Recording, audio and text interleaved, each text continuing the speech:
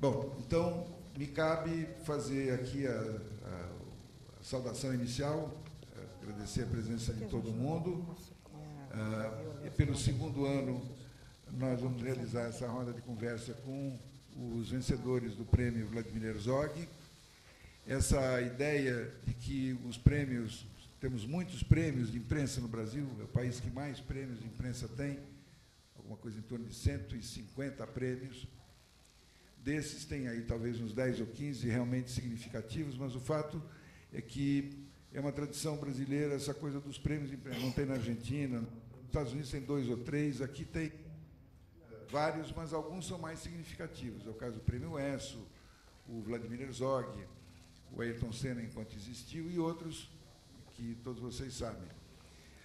Ocorre que a praxe tem sido, ao longo dessas décadas, que se faz um enorme esforço, os jornalistas produzem as matérias, se inscrevem, os júris, as festas, e, no final, acaba acontecendo simplesmente uma cerimônia, né, que é muito interessante, vêm os amigos, os parentes, etc., mas quase não há nem possibilidade dos jornalistas premiados se conhecerem entre si. Acaba ficando lá no coquetel, meio disputado e tal. Então, há alguns anos atrás, a Angelina Nunes, presidente da Abrage, e o Marcelo Soares, que era o diretor executivo na época, se desenvolveu uma ideia inicial que era essa de que nós deveríamos trabalhar para que os principais prêmios se dessem conta que era perfeitamente possível, em termos de custo é quase a mesma coisa, que algumas horas antes da cerimônia fosse possível que os jornalistas se encontrassem,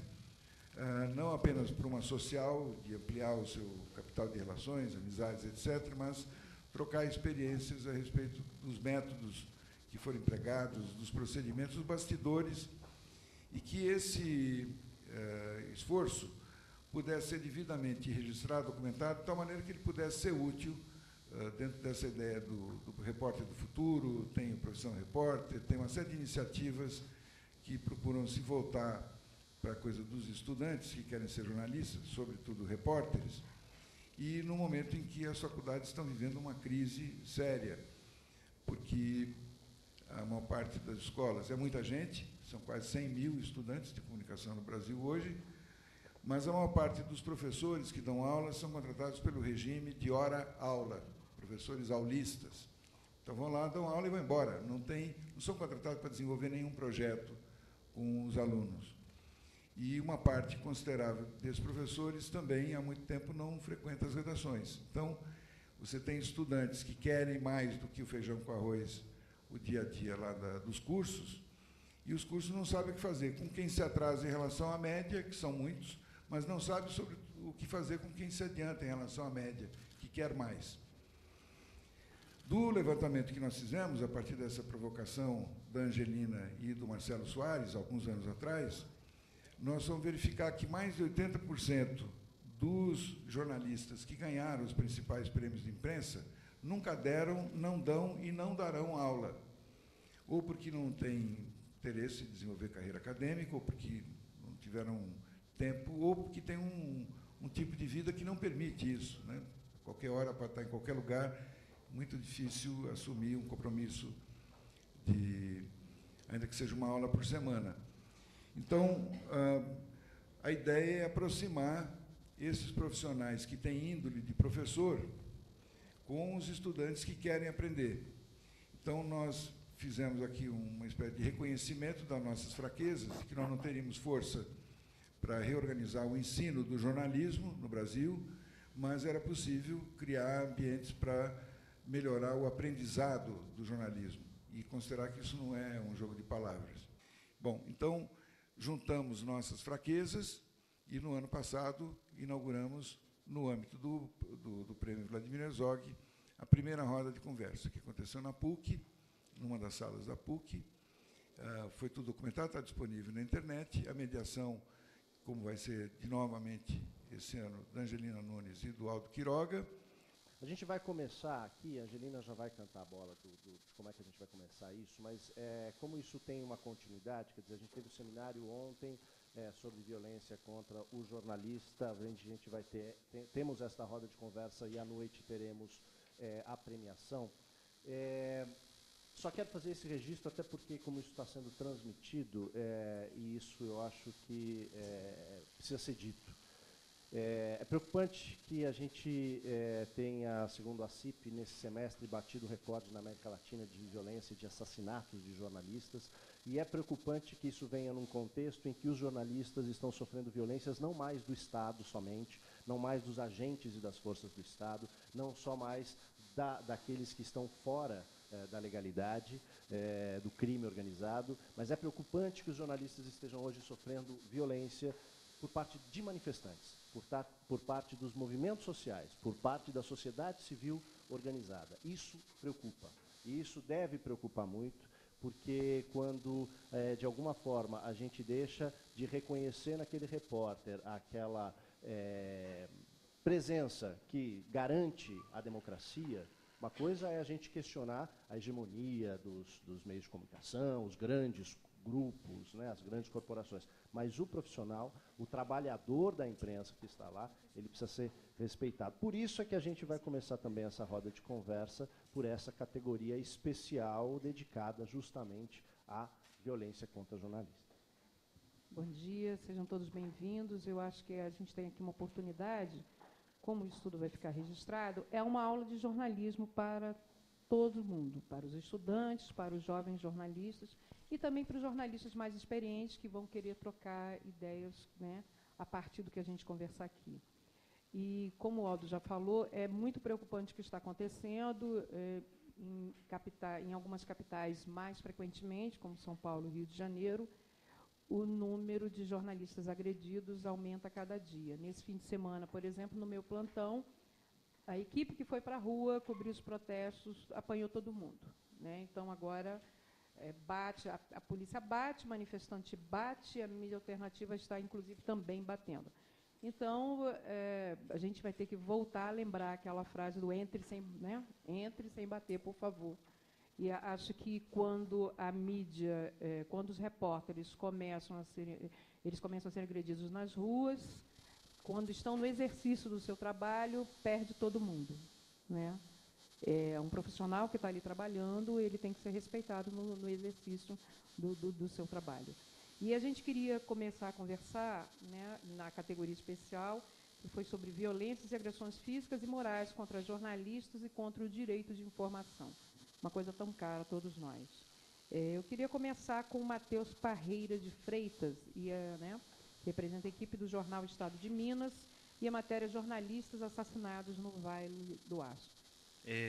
O que ocorreu inicialmente foi a morte do Rodrigo Neto, que era um jornalista muito combativo ali da região, e isso por si só já é um fato muito grave, e os jornais locais já vinham convivendo com um certo clima. Cobrir principalmente polícia no Vale do Aço não era uma coisa muito simples. Havia medo mesmo, represálias que chegavam às vezes por meio eletrônico, às vezes no Facebook, ou pessoas vinham contar para os profissionais de lá que estava sendo vigiado, que não devia ter escrito algo sobre alguma pessoa, ou dito algo sobre um policial ou outro. E a gente, nosso jornal em Belo Horizonte, a gente cobriu aquilo ali como um fato grave, mas que se agravou mais ainda quando o segundo jornalista foi também vítima desse sindicato do crime que agia ali e que era composto, inclusive, por policiais, né? E quando a gente viu aquilo tudo, a gente tentou entrar em contato com quem estava por lá mais próximo para saber assim como que a gente poderia cobrir aquilo de uma forma com mais qualidade, para poder realmente mostrar o tamanho do problema, porque eles viviam esse problema, os profissionais de jornais, de rádios, né? E o que a gente pensou em fazer para realmente conseguir furar esse bloqueio, mostrar que não se pode calar o trabalho dos jornalistas lá, foi seguir o trabalho que o Rodrigo Neto vinha fazendo. Nós fomos para lá, percebemos esse clima de medo que as pessoas tinham.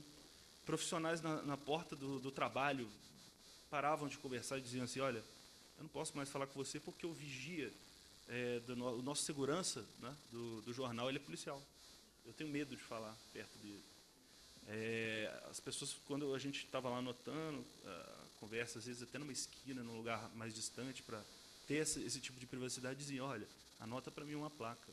Eu anotava, mas por quê? Não, o carro suspeito parou ali, o mínimo que eu posso fazer para me resguardar é isso, porque eu não tenho outra saída, eu tenho que reunir informações e depois eu checo. Então, assim, dentro desse clima é que a gente buscou falar, a gente fez o seguinte, vamos prosseguir o trabalho do Rodrigo, que foi silenciado. Vamos fazer as denúncias que ele iria fazer, vamos apontar quem seriam suspeitos dos crimes, que eram várias chacinas que foram feitas. Chacinas contra suspeitos de crimes, muitos menores, às vezes até usuários de drogas, crimes menores, né? O que havia no Vale do Aço, o que ainda há, de certa forma, era uma confraria desses policiais. O que eles faziam? Eles diziam assim, olha, com a gente ninguém mexe, não se pode. Não era apenas a imprensa, era qualquer um. E era uma coisa assim, olha, um capitão, quando brigou no bar lá por conta da namorada dele, ele falava, olha, você não sabe com quem você mexeu. E aí um sargento, que também era do grupo, ia lá e matava a pessoa, por exemplo. Então, um cumpria para o outro para não incriminar aquele que realmente sofreu a agressão. E quando os jornalistas resolveram ter essa ousadia, digamos assim, né, para eles, né, foi visto para eles como uma ousadia, de começar a mostrar esses crimes, olha, tem envolvimento policial, olha, tem indícios, olha, esse cara, quando ele desapareceu, estava na delegacia, para onde que ele foi? Né? Quando começou-se a mostrar isso, aí foi a hora do Rodrigo ser silenciado. E o fotógrafo dele morreu em seguida, muito abatido, ele chegou a comentar com algumas pessoas que saberia quem eram os assassinos, e isso foi a sentença de morte dele.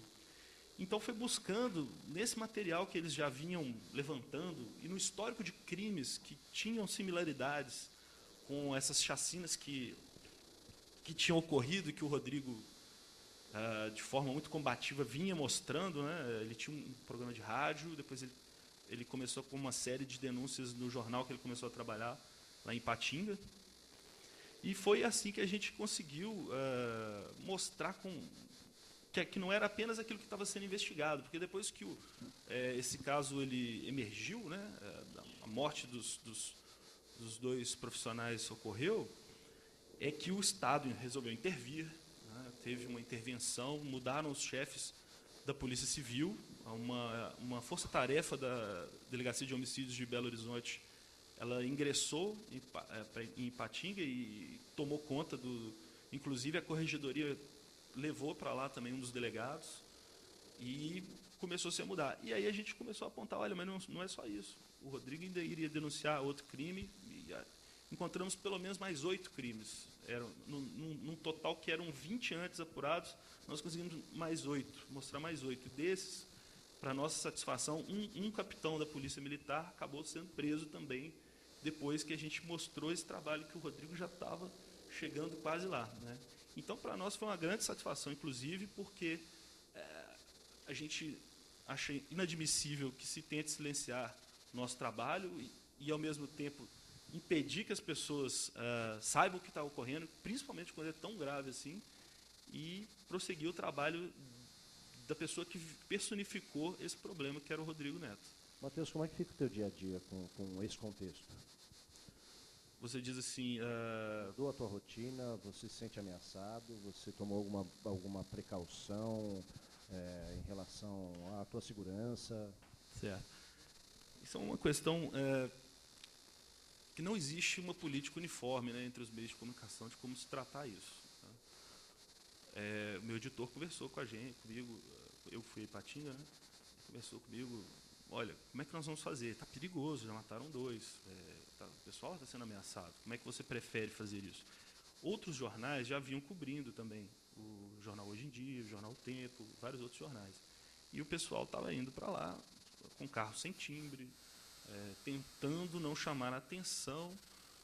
A minha escolha foi o contrário. Eu disse, olha, não, eu quero ir com o carro da empresa, eu quero ir com o meu crachá, porque eu quero que todo mundo me veja. Eu quero que todo mundo me veja trabalhando.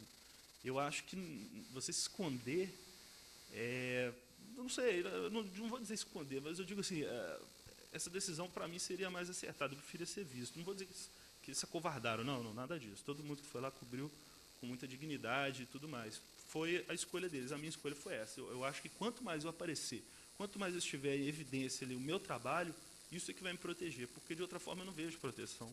O Anastasia, o governador do estado, andou dizendo que ia fazer acontecer, isso aqui não ficará assim, etc. Quando eles morreram, quando o primeiro deles morreu, né? Ele fez alguma coisa mesmo? Ele ficou só no discurso ou ele tomou atitudes para valer? Bom, quando ocorreram os crimes, né, houve um esforço muito grande dos sindicatos dos jornalistas, da federação, inclusive até a ONU também, digamos assim, cobrou, né, que algo fosse feito, né. O governador, ele determinou que fosse investigado, trouxe uma equipe especializada. Agora, o que vinha acontecendo lá em Ipatinga, na região, não era uma coisa de ontem, era uma coisa de muito tempo atrás. A região, ela tem um pouco esse histórico, inclusive é um histórico interessante, que é um histórico de colonização local. Ali sempre foi um local de embate de grileiros, durante a ocupação, principalmente quando da instalação da Uzi Minas lá no local, houve um massacre de trabalhadores que está fazendo 50 anos lá, né, inclusive. Então, assim, é uma questão que não se resolve também de um dia para o outro. Eu queria seguir um pouco nessa toada, nessa linha. Vamos conversar um pouquinho com a Janaína Garcia, contar um pouquinho para a gente. Existe terror, né? Existe terror em São Paulo, não só em Minas que tem problema com a imprensa, né? Tudo bem? Tudo bem, bom dia. Foi até uma brincadeira, né, com a música do Criolo, não existe amor em SP, e a gente constatou naquele dia que existe terror, né? Fui cobrir a 4ª manifestação pela redução da tarifa de transporte coletivo, né? E foi algo assim que, acho que para vários colegas que cobriram essas manifestações, algo que surpreendeu, né? No início a gente não tinha uma dimensão do que era aquilo, né? O que o MPL, até onde o MPL iria. Então fomos cobrindo assim, cada nova manifestação foi uma surpresa, eu diria. A 3ª grande manifestação, que terminou novamente com vandalismo, com a Paulista fechada, que o grande foco era a Paulista, né? Depois da 3ª grande manifestação, a 4ª a gente já sabia que alguma coisa não estava caminhando tão bem assim. Porque as manchetes naquele dia, eu me lembro que chamavam para essa coisa da repressão, que o Estado prometia reprimir os excessos, né, o vandalismo. Então, o clima era outro, né? Lá no UOL, por onde eu fiz essa matéria, nós tínhamos, a cada nova manifestação, um esquema diferente de cobertura, né? Conversávamos, chefe de pauta, o nosso chefe de conteúdo, editores, os repórteres envolvidos na cobertura, tanto na rua quanto na redação. Eu me lembro muito bem, naquele dia, o meu gestor chegou e falou para mim, olha, que eu era uma das repórteres na rua, a gente vai primar pelo equilíbrio, porque já estava num ponto em que havia críticas contra a imprensa, tanto que estava defendendo o manifestante, defendendo o PM, e o pedido foi para que fôssemos equilibrados no relato, né? Vamos escrever aquilo que a gente vê, mas ao mesmo tempo vamos ter equilíbrio, né? Porque agora está numa temperatura bastante elevada. E essa manifestação partiu ali do Teatro Municipal, e ali nós já sentimos que realmente, né, nossa intuição estava naquele caminho, porque tinha muito policial nas imediações revistando as pessoas, qualquer pessoa, jornalista, suposto manifestante. Até um colega que estava comigo teve que abrir a mochila para mostrar para o policial o que tinha dentro. Um colega da Carta Capital, Piero Lucatelli, foi detido nesse dia porque portava vinagre né? A gente descobriu que isso é crime, né? E naquele dia mesmo, assim, naquele momento, já comecei a ver várias pessoas sendo detidas para averiguação, colocadas com a mão para trás, enfim, foi bem estranho. A manifestação correu, até coloquei, né, que num clima meio de micareta mesmo, as pessoas cantando, com flores, até que chegou na Maria Antônia com a Consolação, né, já próximo ali a Paulista. E ali a gente começou a sentir muito corre-corre, muito medo. Acho que foi, já me perguntaram isso, mas foi a cobertura, foi o texto, o tipo de cobertura que mais me deu ao mesmo tempo satisfação e medo. Porque uma multidão, né, de gente acompanhando. De repente alguém grita que sei lá, que a polícia está atirando, o manifestante está atirando. Foi um corre-corre. Então, sempre, eu e os colegas que estavam comigo, a gente tinha cuidado de não ficarmos sozinhos, né? Só que chegou um momento que só éramos eu e uma colega do ABC correndo e vendo aquelas coisas ali. Cada um estava por um lado. Passou-se tudo, né? Que a gente viu, enfim, aquelas barbaridades assim, que eu não esperava ver. E eu me lembro que eu liguei assim 10 horas da noite, né? A coisa ainda ia seguir adiante depois disso. Mas às 10 horas, mais ou menos, eu falei com a redação, o que sobrava de bateria do celular. Eu liguei e falei, olha, como que a gente vai fazer um relato objetivo, isento, se o que está acontecendo é isso? A polícia errou a mão. A polícia atirou no morador, né? Eu colhi vários relatos de moradores ali da região da Paulista que ficaram chocados, né, com a reação. Então, a minha preocupação era essa, como ser isento, né, como relatar objetivamente aquilo, sendo que havia um desequilíbrio latente, né, de atitudes. Né. E nesse momento que veio a ideia da gente fazer um texto em primeira pessoa, narrando exclusivamente aquilo que eu vi. Né. Então, eu vi a mulher tentando, uma idosa com carrinho de compras, tentando passar, a tropa de choque barrando, 60, 70 pessoas detidas naquele momento que aproveitaram a mulher tentar passar para sair correndo da polícia. Então, foram coisas que eu vi.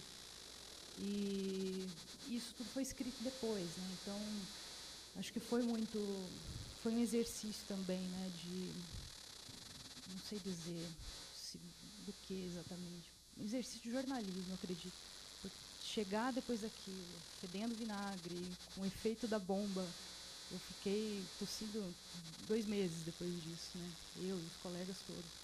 Então, acho que, né, ter a serenidade para relatar aquilo, ao mesmo tempo que era algo muito emocionante, né? Lembrar a forma como a polícia agiu contra a gente, contra colegas que estavam mostrando crachá, mostrando o laptop, e a polícia tacando bomba. Janaína, o Matheus falou que a opção dele foi ir com crachá, com o carro identificado, enfim, não esconder que você é jornalista e que trabalha no local para apurar a matéria.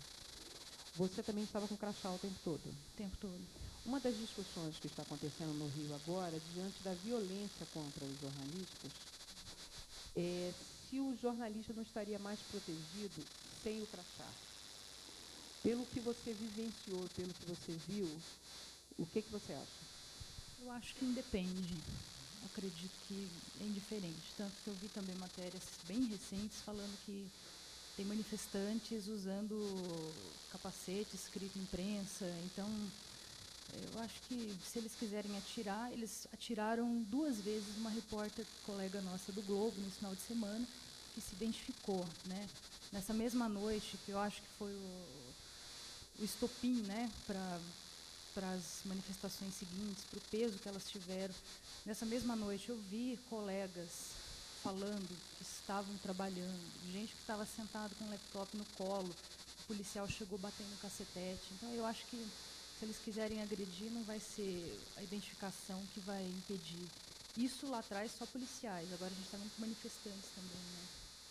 Da violência do presente para a violência do passado que volta no presente sempre. Vamos falar um pouquinho, cadê o Ismael? Ismael, tudo bem? Bom dia. Bom dia. Ismael fez a reportagem Suruí e a guerrilha do Araguaia. Ismael, conta um pouquinho como é que foi encontrar essa documentação, as fontes, enfim, os caras com chats passados. Os Suruí foram uma tribo indígena que entre eles moram ali entre São Domingos e São Geraldo do Araguaia, que é o sudeste do Pará.